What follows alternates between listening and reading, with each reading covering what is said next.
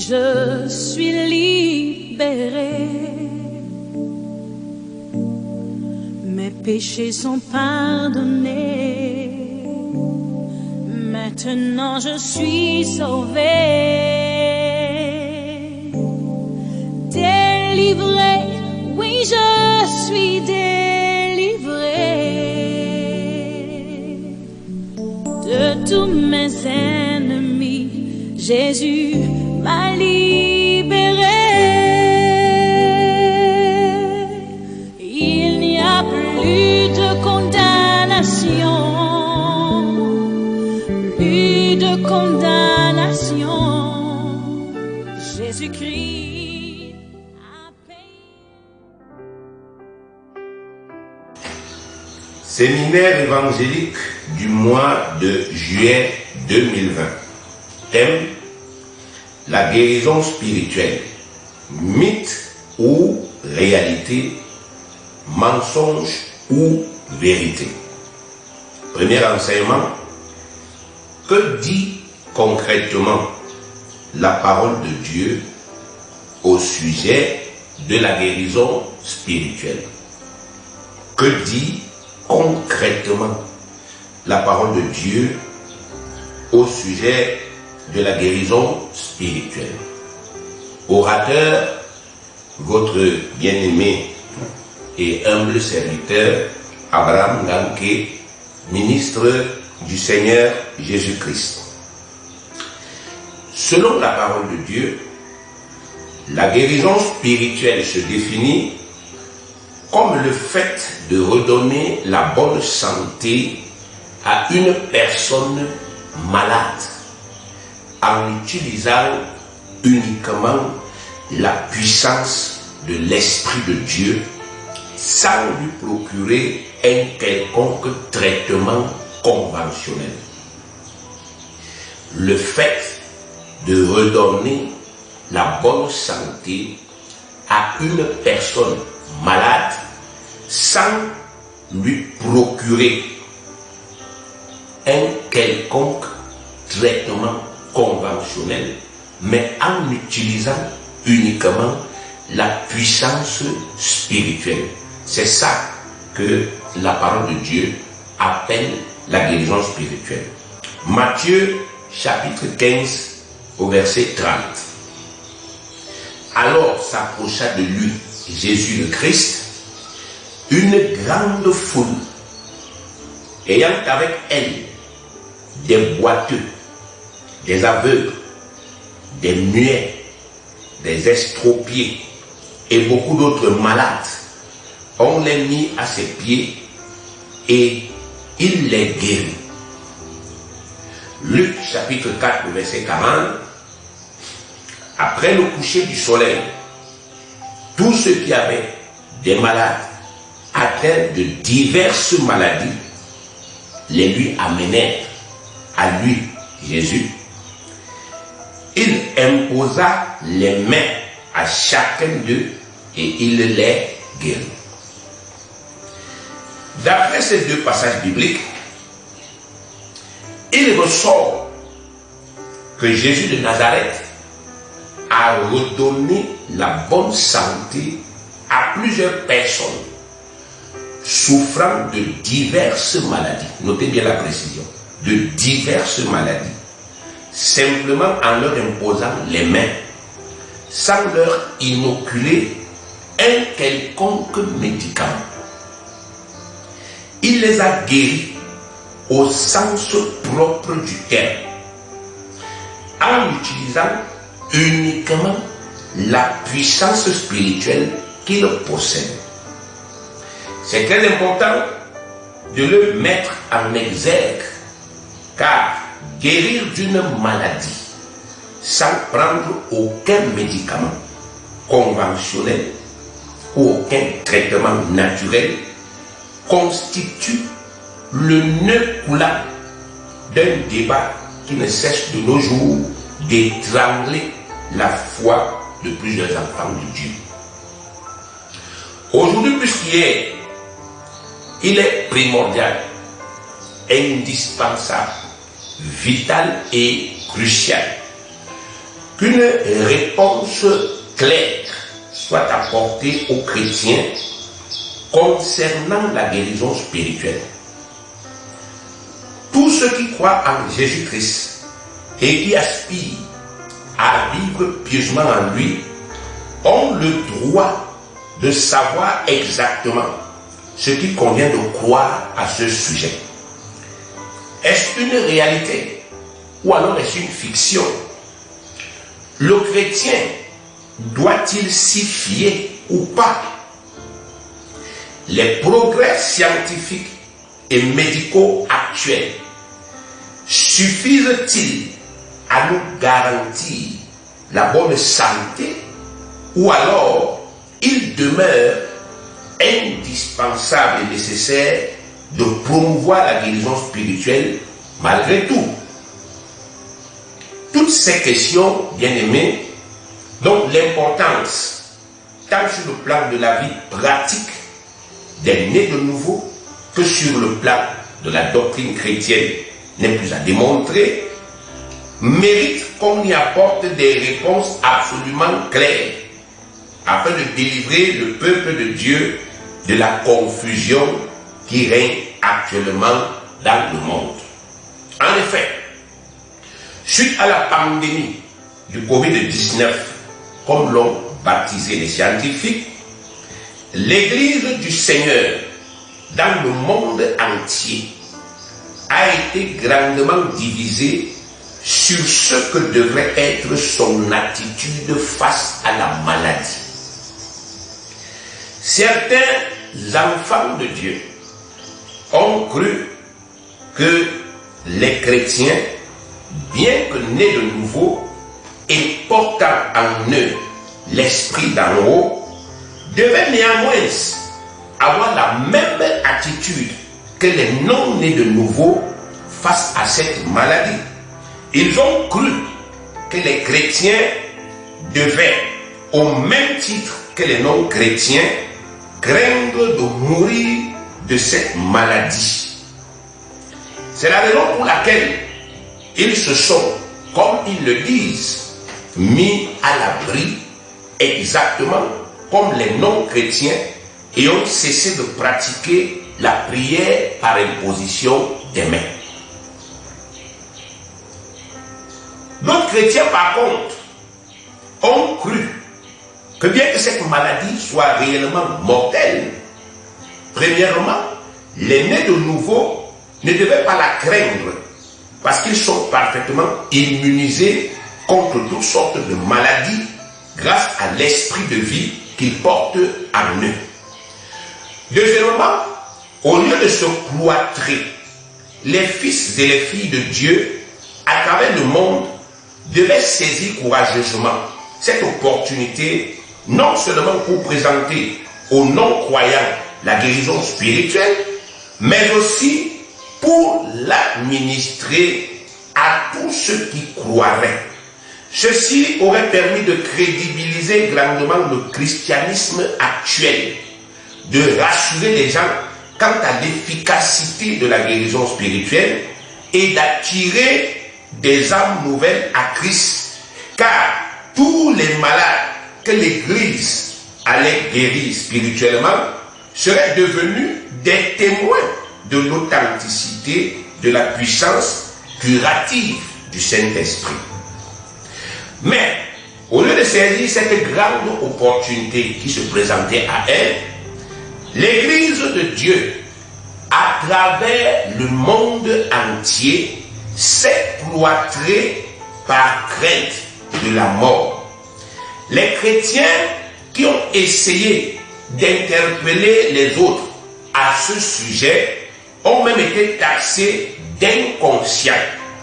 Des prédications de tout genre ont fait surface dans les réseaux sociaux pour jeter le discrédit sur eux, les accusant, je cite, d'inciter les enfants de Dieu à tenter leur père. Et au final, plusieurs enfants de Dieu sont quand même morts de cette pandémie malgré toute la grande prudence dont ils ont fait preuve en se mettant entre guillemets à l'abri. Et dans le même temps, plusieurs personnes non nées de nouveau qui ont été atteintes par cette maladie ont été surnaturellement guéries sans aucun traitement, démontrant par là que la guérison spirituelle est vraiment une réalité à laquelle n'importe qui peut accéder par sa foi. Bien-aimés, chaque fois que le peuple de Dieu a été divisé par le passé sur une question donnée, la solution est toujours venue d'un examen minutieux des Saintes Écritures sur cette question. Vous pouvez lire à cet effet, ou bien à ce sujet, vous pouvez lire Actes des Apôtres au chapitre 15, qui rend compte de la résolution des divisions qui étaient nées sur la question de la circoncision ou non des païens qui croyaient en Jésus au début de l'Église. En examinant minutieusement les écrits saints, avec douceur de cœur, avec honnêteté, sans idée préconçue, sans a priori, le peuple de Dieu a toujours été éclairé par la parole de Dieu, même dans les situations les plus confuses. 2 Samuel, chapitre 22, au verset 29, dit ceci: oui, tu es ma lumière, ô Éternel. L'Éternel éclaire mes ténèbres. C'est l'Éternel qui doit éclairer notre lanterne aujourd'hui. Parce qu'il y a une division claire qui, n'est-ce pas, s'est créée dans le corps de Christ à propos de l'attitude du chrétien face à la maladie. Psaume 119, le verset 105, ta parole est une lampe à mes pieds et une lumière sur mon sentier. Jean chapitre 1, le verset 9, cette lumière était la véritable lumière qui, en venant dans le monde, éclaire tout homme. Donc, toutes ces trois références bibliques nous donnent un seul message. Quand le peuple de Dieu est dans la confusion, quand l'Église est divisée, les enfants de Dieu doivent retourner à la parole de Dieu, humblement.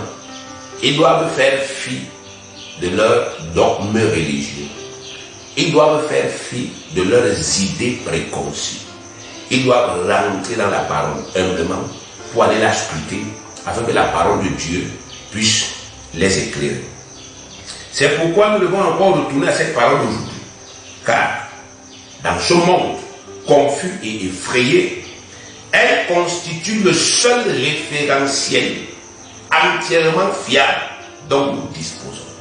C'est notre seul et unique référentiel.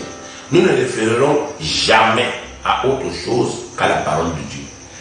Même si le monde qui nous entoure ne croit plus en cette parole, nous avons résolu d'y mettre notre confiance parce qu'elle est la parole et la volonté de celui qui a créé les cieux et la terre.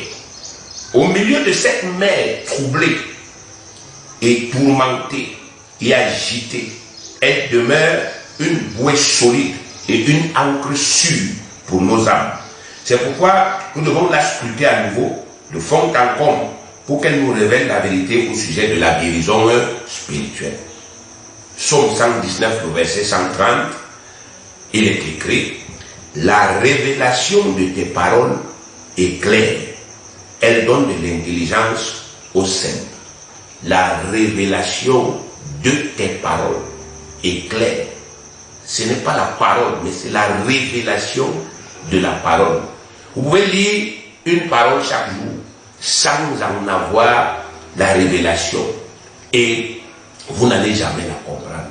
Mais lorsque vous rentrez humblement, vous mettez à genoux devant le Seigneur et vous le priez, vous abandonnez vos idées, même si vous pensiez que vos idées étaient bonnes, vous les mettez de côté, vous laissez n'est-ce pas, que le Seigneur puisse se révéler à vous.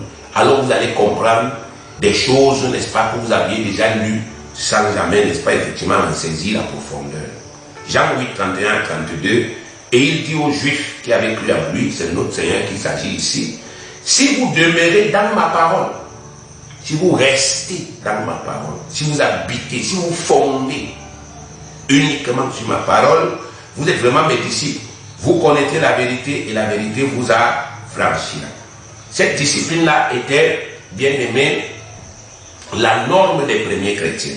Avant que eux, ils ne prennent la décision cruciale de croire aux vérités spirituelles qui leur étaient annoncées, ils examinaient d'abord les Écritures. Lisons Actes 17, versets 11 à 12. Ces Juifs avaient des sentiments plus nobles que ceux de Thessalonique. Il s'agit des Juifs de la ville de Bérée, des Béréens. Ces Juifs avaient des sentiments plus nobles que ceux de Thessalonique.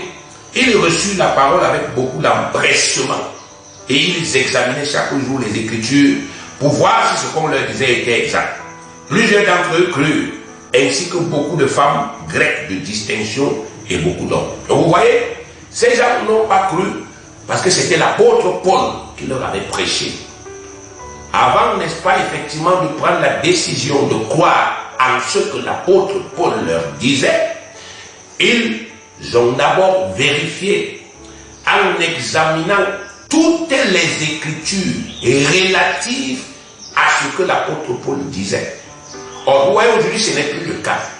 Les gens se centrent, se focalisent, se concentrent sur les dogmes de leur religion, les vérités que leurs églises leur enseignent. Au lieu de rentrer dans la parole de Dieu pour vérifier si ce que leurs églises leur enseignent sur une question donnée est en accord parfait avec ce qui est écrit, alors ils se contentent, n'est-ce pas, de placer leur confiance sur ce que leurs églises et leur religion leur enseignent sur une question donnée. Et vous savez, bien aimé, c'est ce qui aboutit aujourd'hui à cette division et à cette confusion. Parce que sur un même sujet, 10 églises se réclamant de Christ ont 10 positions différentes. S'il y a un seul Dieu, s'il y a un seul Christ, s'il y a une seule foi, comme Éphésiens chapitre 4 le dit, mais comment vous pouvez expliquer que 10 églises différentes, se revendiquant de Christ, ont 10 positions, 10 croyances différentes au sujet d'une même question? Comment est-ce possible? Et comment est-ce qu'un vrai chrétien, quelqu'un qui aime Dieu, peut-il prétendre être en accord avec Dieu quand il s'accommode de ça, quand il ne se pose pas de questions, quand il ne se dit pas, mais que faut-il réellement croire? La Bible dit que l'amour de Dieu consiste à garder ses commandements, et ses commandements ne sont pas pénibles. 1 Jean chapitre 5, le verset 3, il est écrit que l'amour de Dieu consiste à garder ses commandements. L'amour de Dieu ne consiste pas à aller à l'église tous les jours. L'amour de Dieu consiste à garder les commandements de Dieu tels que Dieu nous les a, n'est-ce pas, effectivement donnés. Donc c'est un devoir d'amour pour nous de rechercher la vérité. Le vrai chrétien ne reste pas là. Il y a des divisions, il y a des problèmes dans l'église, et il y a la confusion au sujet de ce qu'il faut croire. Et le vrai chrétien, il reste là, il se contente, de faire, de mener sa petite vie cool et tranquille, et d'aller à sa petite messe, ou bien à son petit culte tous les dimanches, et de rentrer chez lui et de mener sa petite vie avec sa famille. Ça, c'est pas le chrétien. Nous avons la responsabilité du ministère de la réconciliation. Ça nous a été donné. Et le ministère de la réconciliation commence d'abord par prêcher exactement ce qu'il faut prêcher aux hommes. Et aujourd'hui, la question de la guérison spirituelle, elle doit être élucidée. Que faut-il croire? Qu'est-ce que l'Église doit croire? Pas qu'est-ce que les assemblées doivent croire. Non, qu'est-ce que l'Église, qu'elle soit en Europe, qu'elle soit en Afrique, qu'elle soit en Océanie ou bien en Amérique, que doit-elle croire? Parce que c'est une seule Église. Et la clé, bien aimé, c'est de rentrer dans la parole de Dieu. Rentrons donc, bien aimé, humblement dans les saintes Écritures et examinons minutieusement ce qu'elles disent concrètement sur la guérison spirituelle. 1.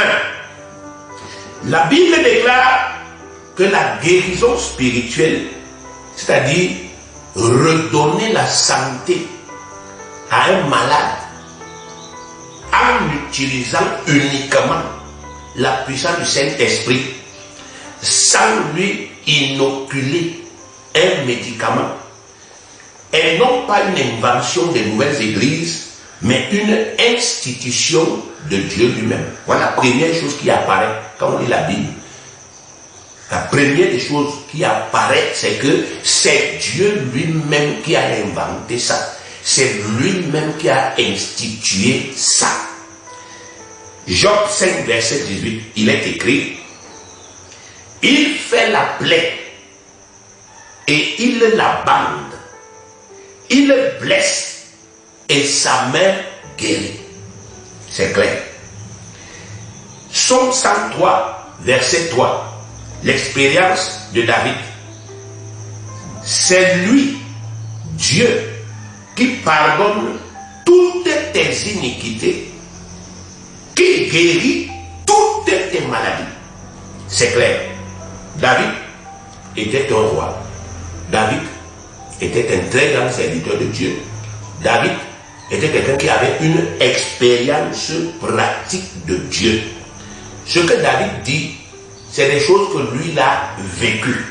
Et ça, c'est le vrai problème du christianisme d'aujourd'hui.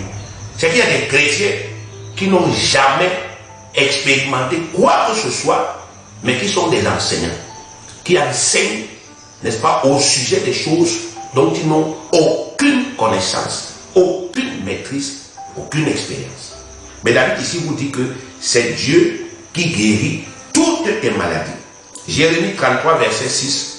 Voici, je lui donnerai la guérison et la santé. Je les guérirai et je leur ouvrirai une source abondante de paix et de fidélité. Donc Dieu parle ici, il dit que je guérirai. Je guérirai. Bien aimé, nous n'avons pas besoin de faire 18 années de théologie pour comprendre ce que ça veut dire. Ça veut dire, Dieu dit, je vous donnerai la santé.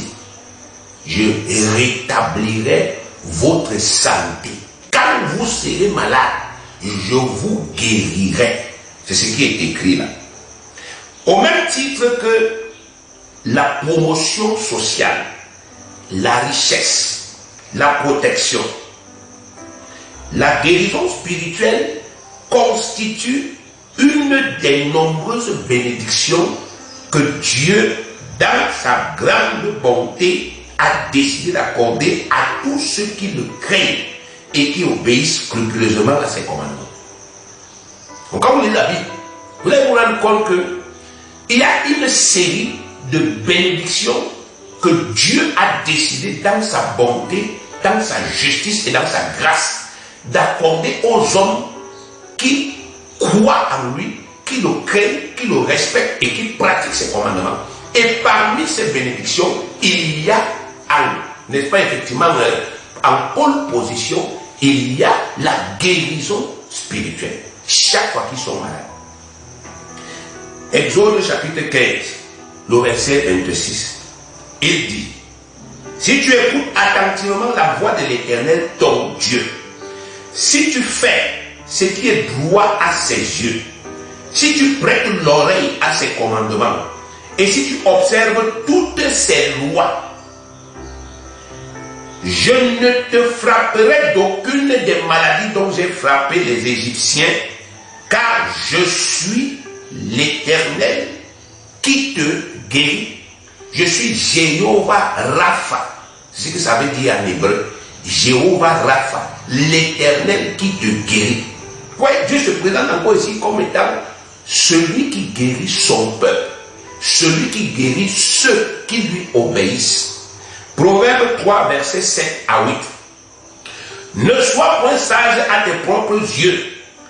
Crains l'Éternel et détourne-toi du mal. Verset 8. Ce sera la santé pour tes muscles et un rafraîchissement pour tes os. Vous voyez, ça confirme effectivement que la guérison spirituelle, c'est une invention de Dieu lui-même. Et c'est une bénédiction que Dieu accorde aux hommes et aux femmes qui le craignent. 2. Avant la venue du christianisme, notez bien ceci. Parce que la question est de savoir que devons-nous penser aujourd'hui, en 2021, que devons-nous penser pendant cette période caractérisée par, n'est-ce pas, effectivement, l'expansion de la pandémie du Covid-19. Qu'est-ce que nous, l'Église, le corps de Christ, devons-nous penser? Est-ce que nous devons penser que nous allons mourir de ça? Ou bien est-ce que nous devons penser que c'est une maladie que nous devons considérer comme tout le reste et que nous, n'est-ce pas, effectivement, nous avons la capacité de la guérir par l'imposition des mains, comme cela s'est fait à la naissance de l'Église? Est-ce que nous devons nous cloîtrer ou pas? Quelle est la bonne croyance? Alors, deuxièmement, la Bible nous enseigne que avant la venue du christianisme, avant que le christianisme ne naisse, Dieu lui-même, ainsi que ses serviteurs authentiques de l'ancienne alliance, administraient déjà spirituellement la guérison aux croyants. Preuve que ce ne sont pas les nouvelles églises qui ont inventé la guérison spirituelle. Genèse 20, verset 17. Abraham pria Dieu et Dieu guérit Abimelech, sa femme et ses servants, et elle put l'enfanter. Qu'est-ce qui se passe ici? On dit Abraham pria Dieu et Dieu guérit. Il restaura la santé d'Abimelech. Il restaura la santé de, n'est-ce pas, effectivement, de sa femme. Il restaura la santé de ses servants et qui étaient devenus stériles, et elle put l'enfanter. Donc voici, n'est-ce pas, un récit qui nous montre que Dieu a guéri quelqu'un spirituellement avant même que le christianisme n'arrive. 2 Rois, chapitre 20, le verset 7. Ésaïe dit, prenez une masse de figues. On l'a pris et on l'appliqua sur l'ulcère. Et Ézéchias guérit. Ézéchias était un roi qui était tombé malade. Cette maladie, n'est-ce pas, effectivement, était en train de le tuer. Mais il a prié Dieu et Dieu a inspiré à son prophète de l'époque, le prophète Ésaïe, comment le guérir surnaturellement, comment le guérir spirituellement. Il lui a dit, prends une masse de figues, applique cela sur l'ulcère et il va guérir. Et cela s'est passé, bien aimé. Donc, ces récits nous montrent que avant que le christianisme ne naisse, cette guérison-là était déjà administrée aux croyants dans l'ancienne alliance. Troisièmement, pendant toute la durée de son premier ministère terrestre, notre Seigneur Jésus, le Christ, qui est notre modèle, a fait de la guérison spirituelle un de ses principaux chevaux de bataille. Chaque fois que l'occasion s'est présentée, il n'a pas hésité une seule seconde à guérir surnaturellement tous les malades qui croyaient en lui. Je dis bien tous les malades. Chaque fois que l'occasion s'est présentée, Jésus a guéri les malades. Il a fait de la guérison spirituelle, bien aimé, un de ses principaux chevaux de bataille. Donc quand il sortait de chez lui le matin pour aller rendre le ministère, la guérison des malades venait en premier. Matthieu 8, verset 1 à 3. Lorsque Jésus fut descendu de la montagne, une grande foule le suivit. Et voici un lépreux s'étant approché, se prosternant devant lui et dit, Seigneur, si tu le veux, tu peux me rendre pur. Jésus étendit la main, le toucha et dit, je le veux, sois pur. Aussitôt, il fut purifié de sa lèpre. Bien aimé, Jésus est le Fils de Dieu. Ça veut dire que Jésus connaît tous les secrets de la nature que son Père a créée. Jésus connaît toutes les plantes. Jésus connaît toutes les racines. Jésus connaît toutes les herbes. Il connaît, n'est-ce pas, effectivement, les facultés que tout ce que Dieu a créé possède. Il connaît, n'est-ce pas, les propriétés que les plantes, les propriétés médicinales des plantes. Il connaissait toutes ces choses-là. Il pouvait inventer n'importe quel remède. Il faut que vous entrez souvent dans ce contexte. Quand vous parlez de Jésus, Jésus n'était pas un arriéré. La preuve, c'est que même vous qui avez Bac plus 78 là, vous référez à Jésus comme étant votre sauveur. Vous référez à Jésus comme étant la personne la plus intelligente qui soit sur la terre, dans l'univers. Vous référez à lui comme la parole de Dieu faite chair. Donc, ça veut dire que quand Jésus se retrouve en face de ce lépreux, Jésus connaît ce que c'est que la lèpre. Il connaît, n'est-ce pas, effectivement, que c'est contagieux. Alors, si Jésus étend sa main au mépris de ce que la lèpre est, et il touche un lépreux pour le guérir, vous ne pouvez pas taxer Jésus d'idiot, ou bien d'imbécile, ou de fou. Ça veut dire que c'est la chose qu'il fallait faire pour rétablir, n'est-ce pas, effectivement, la santé de cet homme. Et parce qu'il est votre modèle, ce qu'il a fait, bien aimé, doit être une source d'inspiration pour vous-même. Vous devez vous aussi méditer dessus, réfléchir à partir de ce qu'il a fait, pour vous dire, mais pourquoi l'a-t-il fait? Quel est le message qu'il m'adresse quand il le fait? Et c'est ainsi que le Seigneur se révélera à vous. Marc 3, verset 1 à 7. Jésus entra de nouveau dans la synagogue. Il s'y trouvait un homme qui avait la main sèche. Il observait Jésus. Ils observaient, c'est-à-dire les pharisiens, ils observaient Jésus pour voir s'il le guérirait le jour du sabbat. Vous voyez, voilà ces hommes de Dieu là. Ils mangent les dîmes. Ils ont les offrandes. Mais ils sont contre le fait qu'on guérisse les gens le jour du sabbat. Vous voyez, des légalistes qui ne pratiquent pas eux-mêmes la loi. Aucune charité, aucun amour. L'homme n'était plus en première position dans leur cœur, mais c'était leurs propres intérêts et leur propre interprétation de la loi. C'était afin de pouvoir l'accuser. Et Jésus dit à l'homme qui avait la main sèche, lève-toi là, au milieu.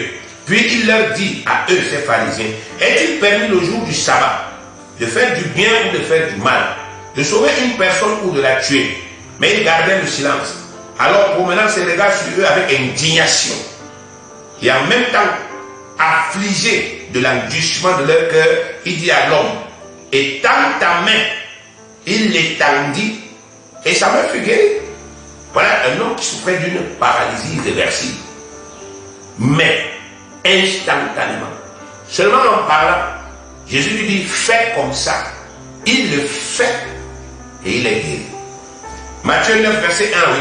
Jésus étant monté dans une barque, traversant la mer et alla dans sa ville.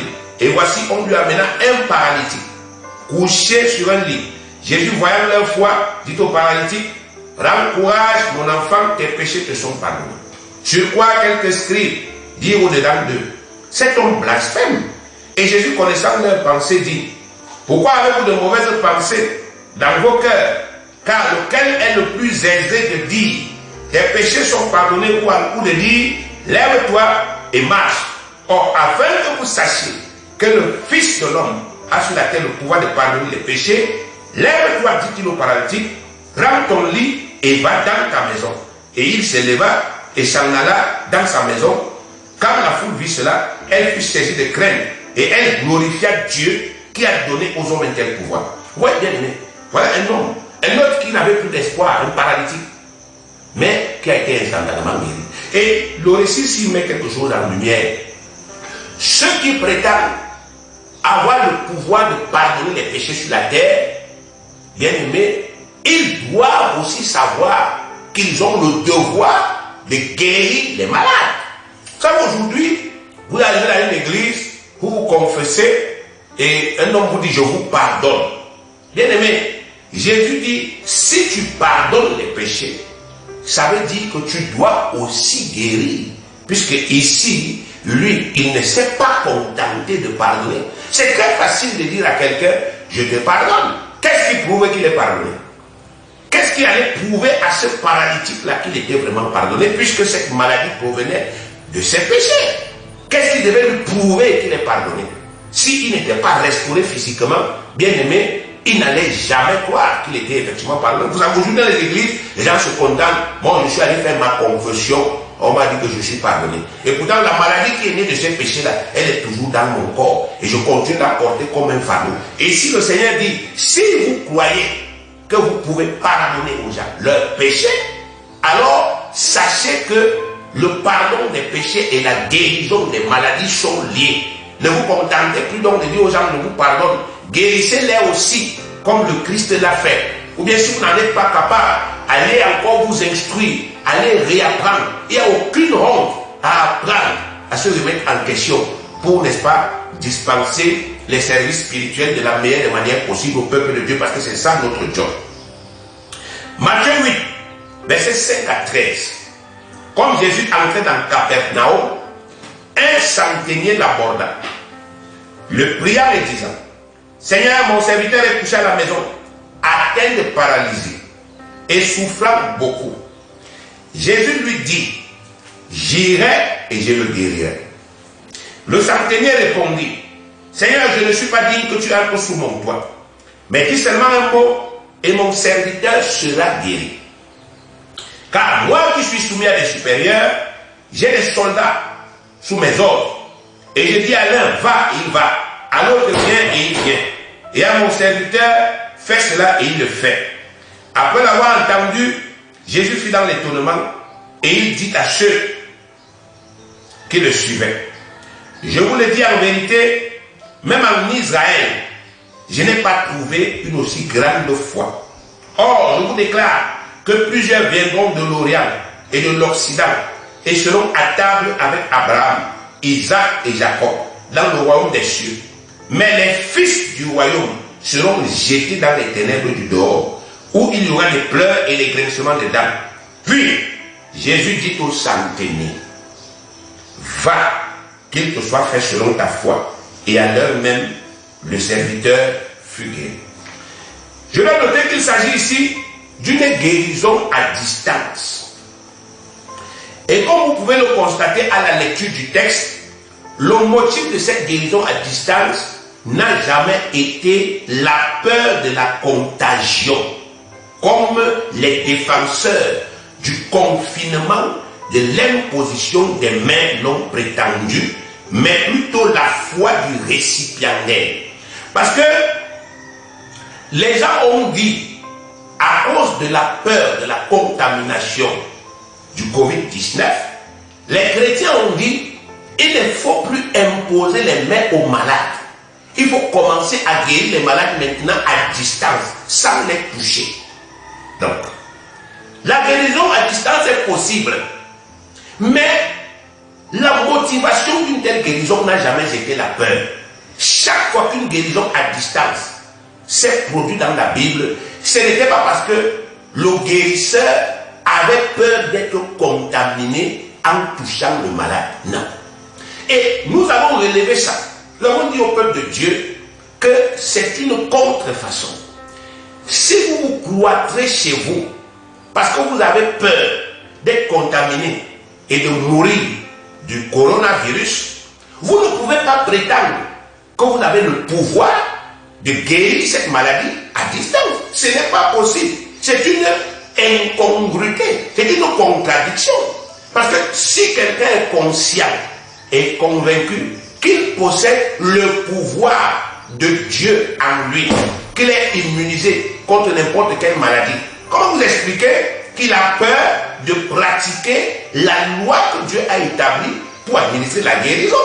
Tous les chrétiens bien-aimés qui croient qu'ils ont ce potentiel ne se sont pas cachés. Ils ont continué de prier pour les malades et les malades ont été guéris. Et il n'y a eu aucune condamnation ni aucune mort de la part des ministres et des serviteurs de Dieu à travers le monde qui ont continué et qui continuent d'imposer les mains aux malades, même ceux qui souffrent du Covid-19 jusqu'à présent.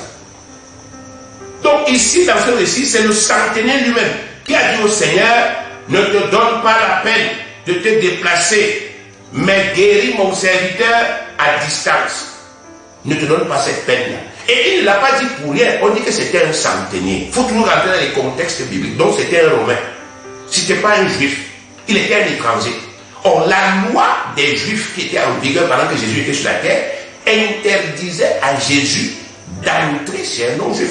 Donc ce centenier-là, il a voulu éviter à notre Seigneur Jésus de se faire encore critiquer. Parce que si Jésus partait entrer chez lui comme il avait décidé, les pharisiens qui les pillaient tout le temps, qui étaient toujours là en train de piller ses mouvements, allaient encore s'appuyer dessus pour dire, vous voyez, il ne respecte pas la loi. La loi dit qu'on ne doit pas entrer chez un non-juif. Mais lui, il est allé entrer là-bas. Donc cet homme-là a voulu éviter tout ça.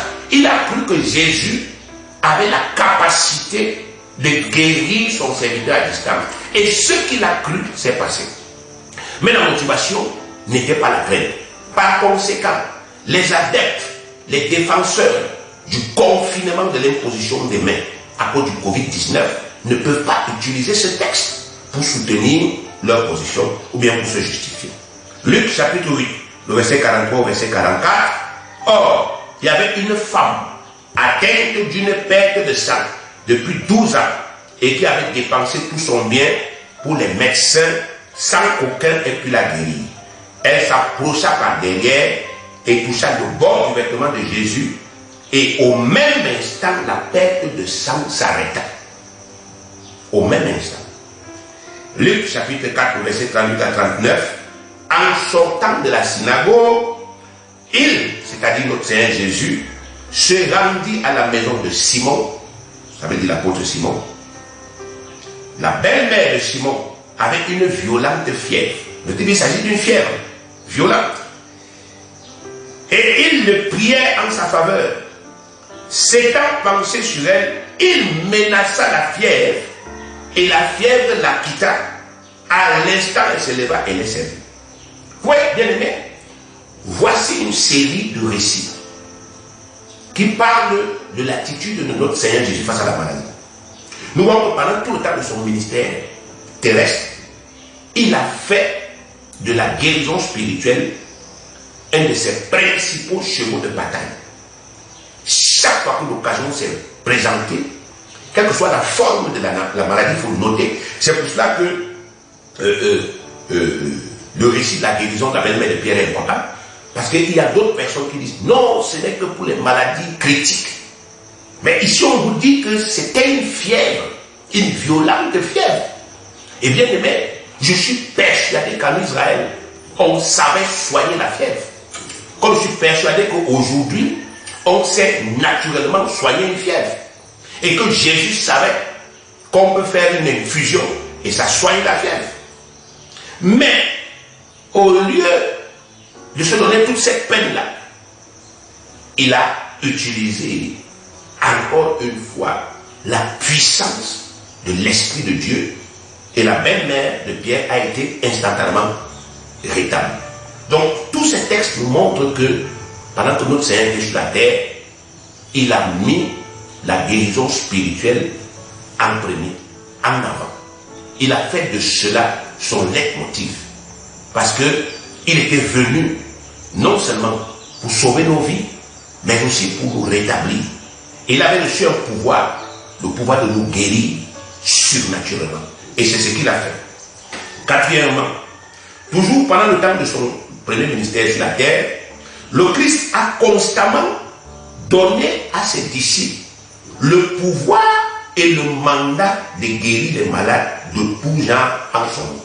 Donc non seulement il guérissait les gens pendant qu'il était sur la terre, mais aussi dans le cadre de la formation de ses disciples, de ses serviteurs, ceux qui allaient continuer avec le ministère après son enlèvement. Il a commencé, bien aimé, à leur communiquer, à leur conférer ce pouvoir. Constamment, il leur disait, allez, je vous donne le pouvoir, allez guérir les malades. C'était leur école, ils apprenaient, il leur conférait ce pouvoir. Ils disaient, Pierre, Jean-Jacques, allez-y, allez me guérir les malades qui sont dans telle ville, allez me délivrer les gens qui sont dans telle ville. Allez-y, il les envoyait en mission, il leur conférait ce pouvoir. Luc 10, versets 17 à 19. Les 70, il avait envoyé 70 disciples, 2 à 2. Donc il a formé 35 couples. Il les a envoyés 2 à 2 dans diverses villes, avec pour mission d'aller, n'est-ce pas, de guérir les malades et de délivrer les gens de toutes sortes de captivités. On dit au retour, les 70 revinrent avec joie. C'était une très grande joie. comme ça l'est encore aujourd'hui. Chaque fois qu'un ministre authentique va en mission et il administre la guérison, la délivrance aux gens, c'est toujours une grande joie. Disant, Seigneur, les démons même nous sont soumis en ton nom. Même les démons nous obéissent. Vous imaginez ça, bien aimé? Les démons, les gens les plus dangereux de la terre, ce sont les démons, les mauvais esprits. Mais il est écrit ici que même les démons nous sont soumis en ton nom, toi Jésus. Ils nous sont soumis. Mais les hommes, les chrétiens ont peur des microbes. Donc les démons nous sont soumis. Mais les chrétiens craignent les microbes. Donc nous avons autorité sur les esprits les plus mauvais, les plus méchants, les plus grands assassins, les plus grands tueurs.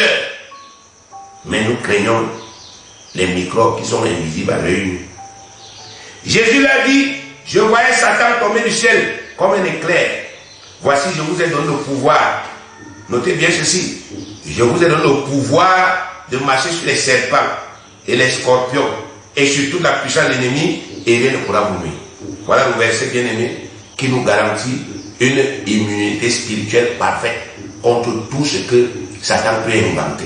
Et la maladie est une invention de Satan. C'est une œuvre du diable.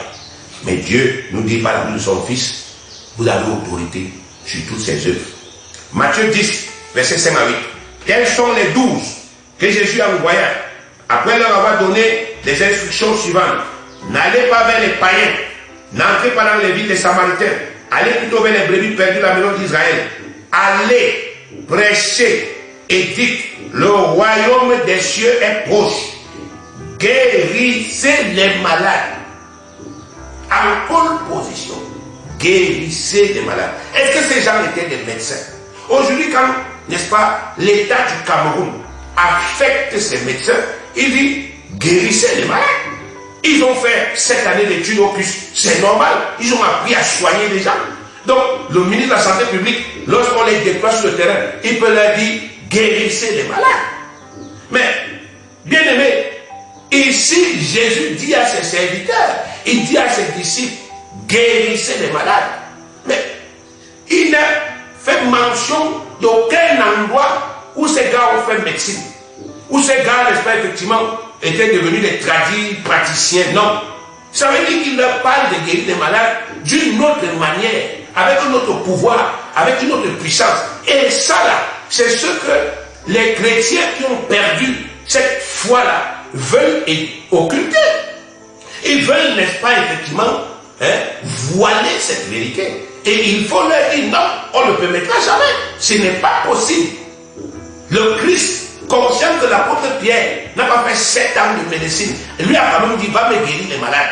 Ça veut dire que le Christ que je respecte, le Christ qui est mon sauveur, le Christ qui est le Fils de Dieu, me dit à moi qu'il a conféré à Pierre un pouvoir autre que la médecine traditionnelle et conventionnelle pour guérir les malades. Ce n'est pas sorcier. Luc, chapitre 10, le verset 8 à 9. Dans quelque ville que vous entriez et où l'on vous recevra, mangez ce qui vous sera présenté, guérissez les malades qui s'y trouveront et dites-leur, le royaume de Dieu s'est approché de vous. Guérissez et prêchez. Guérissez les malades. Ça suppose que le Christ leur avait vraiment confié un pouvoir, une capacité de guérir les malades autrement que par la médecine. Et ça, c'est ce que Dieu veut que vous puissiez remettre dans votre conscience. Cinquièmement, à la veille de la naissance du christianisme, notez bien ceci, parce qu'il y a des chamboulements qui vont se produire maintenant. Pendant que Jésus était sur la terre, il guérissait, il possédait ce pouvoir.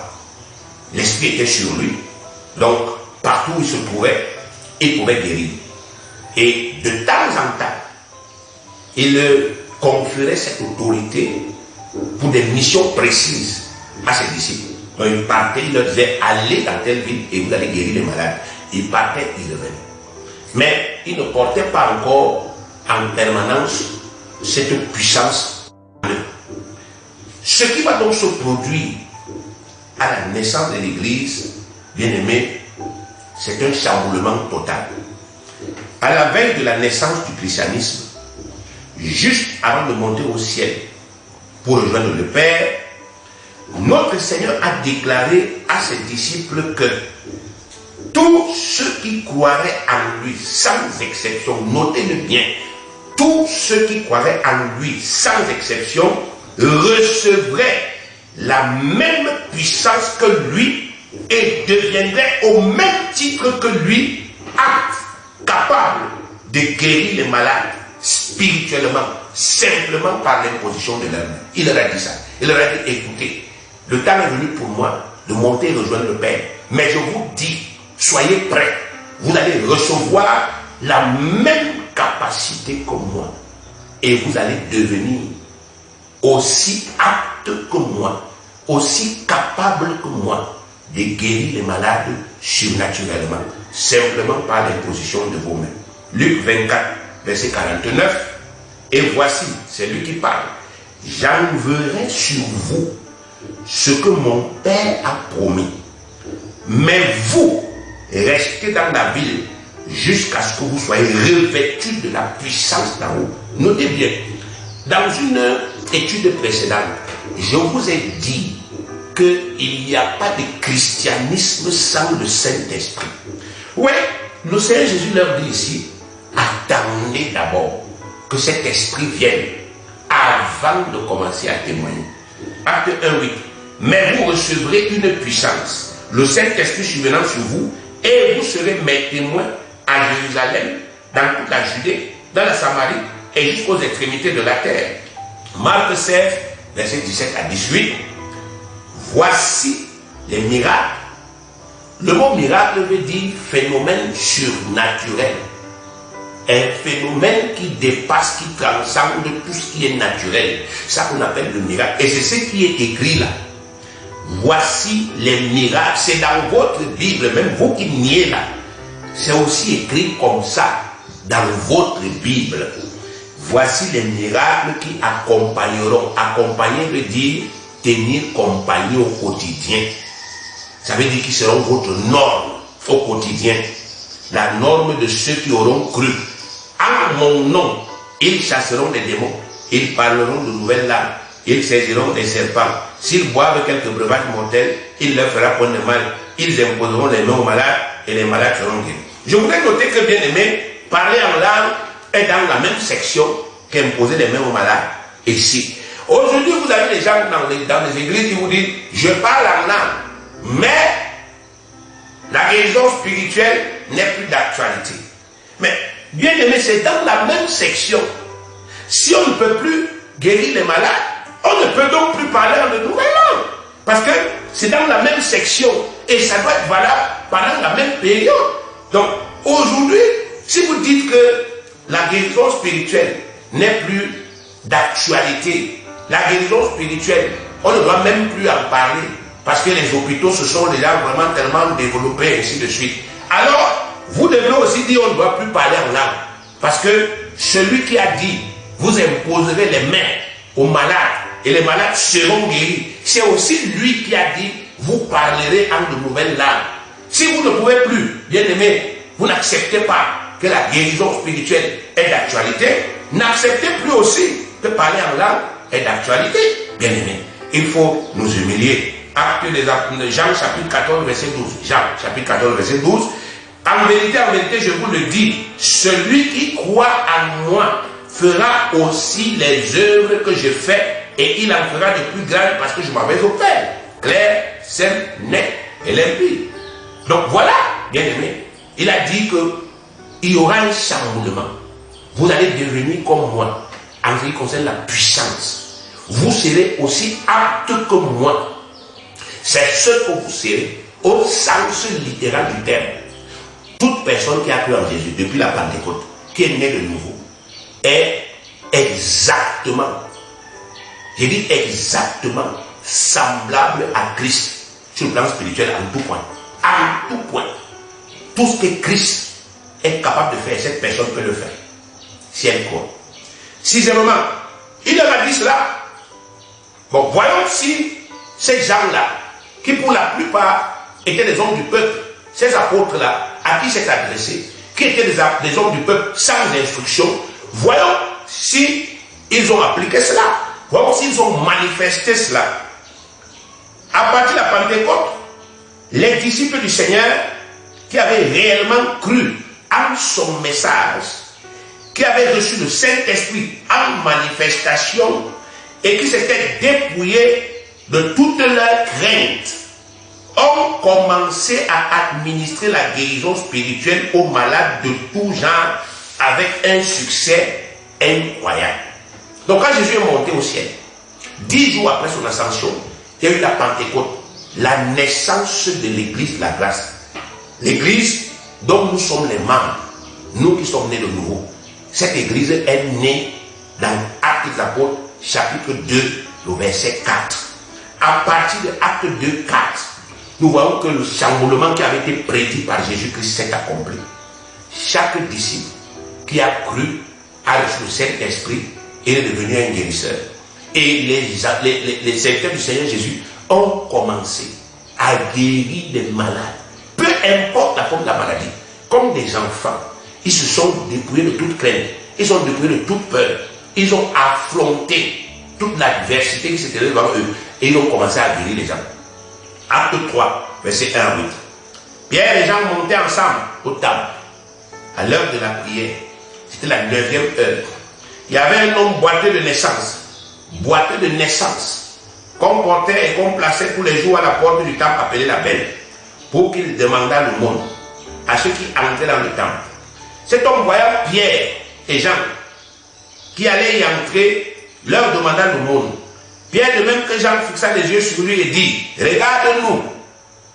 Et il les regardait attentivement, s'attendant à recevoir d'eux quelque chose.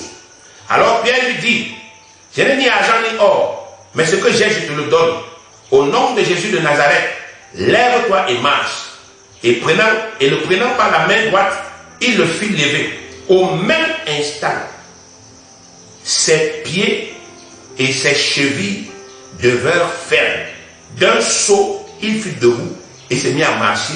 Il entra avec eux dans le temple, marchant, sautant et louant Dieu. Incroyable, mais vrai. Quelqu'un qui n'avait jamais marché, boiteux de naissance. La parole de Dieu nous dit que l'apôtre Pierre l'a pris par la main. Il lui a dit, ce que j'ai, ce que je possède, je te le donne. Lève-toi au nom de Jésus et marche. Aussi simple que cela. L'apôtre Pierre, qui quelques temps plus tôt était qu'un simple pêcheur de poissons, était quelqu'un qui n'avait aucune instruction, mais qui a répondu à l'appel du Seigneur, est devenu un des plus grands guérisseurs spirituels que l'Église ait jamais connu. Par sa foi. Acte 5, verset 14 à 16. Le nombre de ceux qui croyaient au Seigneur, nous sommes toujours dans les actes que les apôtres ont posés. Le nombre de ceux qui croyaient au Seigneur, hommes et femmes, s'augmentait de plus en plus. En sorte qu'on apportait les malades dans les rues et qu'on les plaçait sur des lits et des couchettes. Afin que, lorsque Pierre passerait, son nombre au moins couvrit quelqu'un d'eux. La multitude accourait aussi des villes voisines à Jérusalem, amenant des malades et des gens tourmentés par des esprits impurs. Et, tenez-vous bien, tous étaient guéris. 100% de réussite. On dit que l'ombre de l'apôtre Pierre, je ne sais pas si vous essayez d'imaginer ce que Dieu est en train de nous dire ici. Que cette puissance qu'il nous a donnée, elle dépasse notre imagination. Elle est tellement grande que si nous croyons, même notre ombre peut guérir quelqu'un. Même notre présence peut apporter la guérison. C'est une réalité qui est à nous. Elle fait corps avec nous. Jésus a souvent prouvé ça.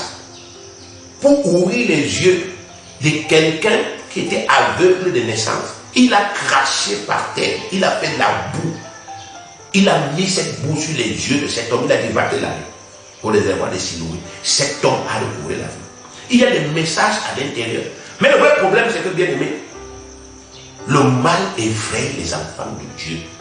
Les enfants de Dieu ne veulent pas avouer qu'ils sont effrayés par les mots qu'ils voient. Ils ne veulent pas admettre que le monde est entré dans leur tête plus qu'on ne peut l'imaginer. Ils ne veulent pas admettre que les fondements même de leur foi ont été ébranlés. Et lorsque les catastrophes se présentent, les attitudes des enfants de Dieu prouvent, démontrent qu'ici, il n'y a plus la foi. La foi authentique est perdue depuis. Et c'est pourquoi Dieu, dans son amour, a envie de rebâtir cela. Acte 14, versets 8 à 10.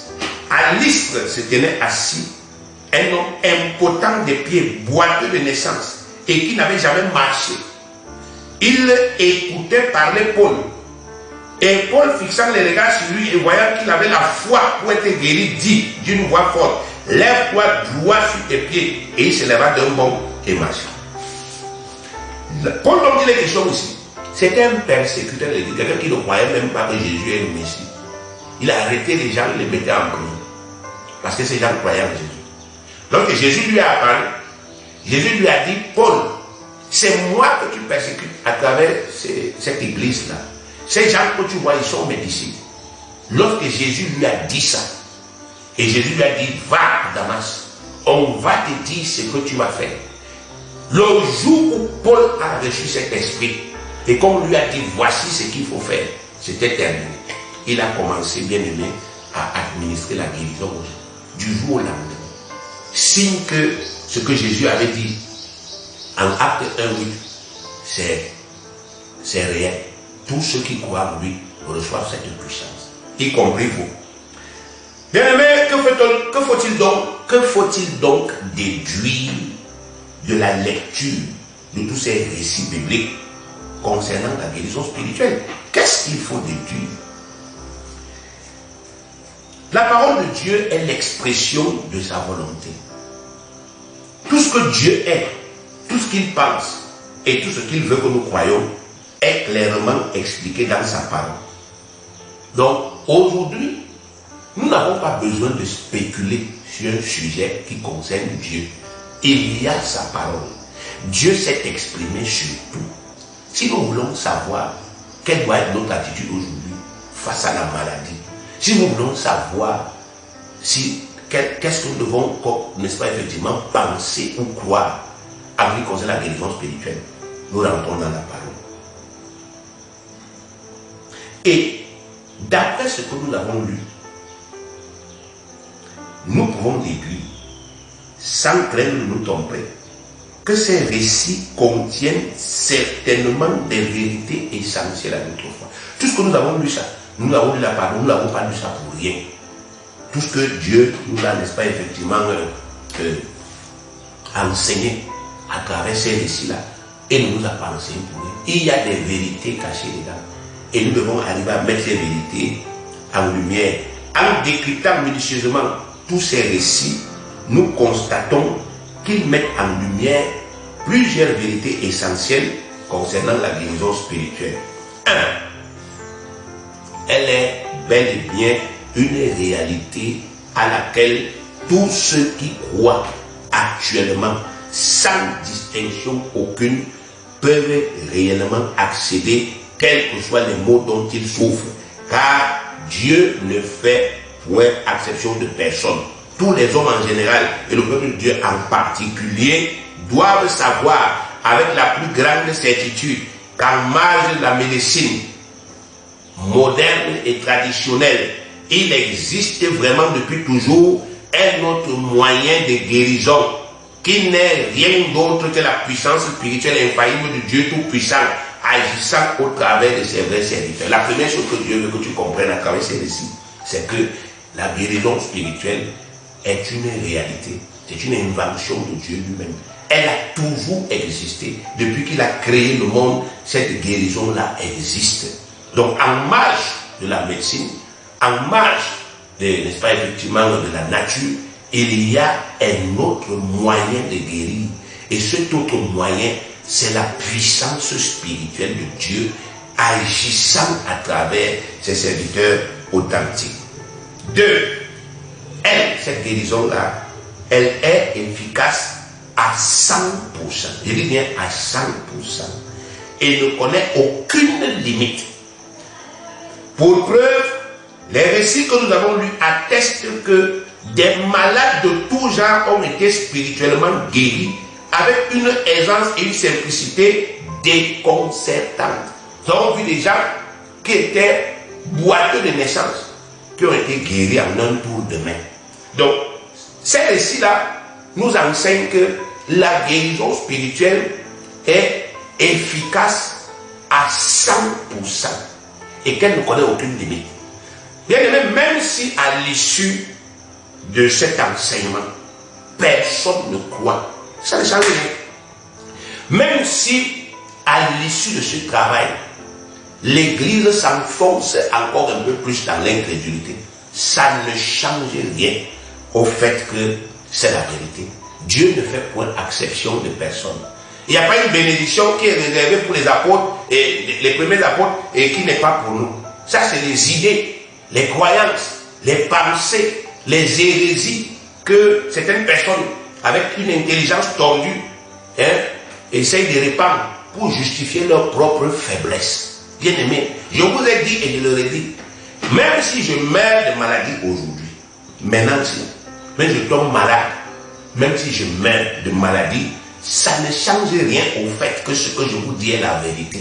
Je ne me prêche pas moi, Abraham, que je prêche l'évangile, je prêche ce qui est écrit, sans aucune crainte. Et ce qui est écrit là me dépasse moi-même, et ça dépasse votre entendement, parce que ça vient de Dieu. Et notre devoir, ce n'est pas de rabaisser les standards de Dieu, mais de nous efforcer par la foi chaque jour à nous élever à ces standards. Donc aujourd'hui, au lieu de continuer à nous justifier, à nous cacher derrière notre incrédulité, humilions-nous, abaissons-nous et commençons bien aimés à travailler dedans pour que, par la grâce de Dieu, nous y accédons aussi. 3. La guérison spirituelle demeure actuelle, malgré la mort des premiers apôtres, car l'esprit par lequel ils administraient aux croyants de l'époque cette guérison habite toujours corporellement en chaque né de nouveau authentique aujourd'hui. Et il en sera ainsi jusqu'à la fin de l'époque de la grâce qui a commencé à la Pentecôte avec la réception du Saint-Esprit par les premiers apôtres. Car tous ceux qui croient en Jésus-Christ aujourd'hui reçoivent exactement le même esprit. Éphésiens 1, 13 à 14 dit, en lui, c'est-à-dire en Jésus, vous aussi, après avoir entendu la parole de la vérité, l'évangile de votre salut, en lui, Jésus, vous avez cru et vous avez été scellés du Saint-Esprit qui avait été promis, lequel est un gage de notre héritage pour la rédemption de ceux que Dieu s'est acquis à la loi de sa gloire. Donc, ça veut dire que aussi longtemps que la nouvelle naissance sera disponible, la guérison spirituelle sera aussi disponible. C'est à la Pentecôte, bien aimé, que la nouvelle naissance a commencé. Et jusqu'à présent, il y a Pentecôte chaque jour que quelqu'un confesse Jésus-Christ comme son Seigneur et croit dans son cœur que Dieu l'a ressuscité d'entre les morts. Il naît de nouveau. Donc vous ne pouvez pas dire que la guérison spirituelle n'est plus d'actualité aujourd'hui parce que les premiers apôtres sont morts. Ils ne sont pas morts avec le Saint-Esprit. Ce qui les faisait guérir les gens, ce n'était pas leur tête, leur nez, leur bouche. C'était le Saint-Esprit. Et le même Saint-Esprit là, il est aujourd'hui à chaque né de nouveau. Vous savez, à ce sujet-là, si on dit à un enfant de Dieu, tu n'as pas le Saint-Esprit, il va s'énerver. Non, je suis né de nouveau, j'ai le Saint-Esprit. Eh bien, Dieu te dit que si tu as le Saint-Esprit, tu possèdes les mêmes attitudes que le Christ lui-même. Tu possèdes les mêmes attitudes que l'apôtre Pierre. Et tu peux accomplir ce qui est prescrit dans la parole pour toi. En ce qui concerne la guérison spirituelle, tu peux guérir les malades. Donc la guérison spirituelle est disponible aujourd'hui. Partout sur la terre, aux États-Unis, en Afrique, en Europe, partout en Asie, il y a des chrétiens authentiques qui continuent d'administrer la guérison spirituelle aux gens. Donc que personne ne vous dise que ça n'existe plus. N'acceptez plus ça.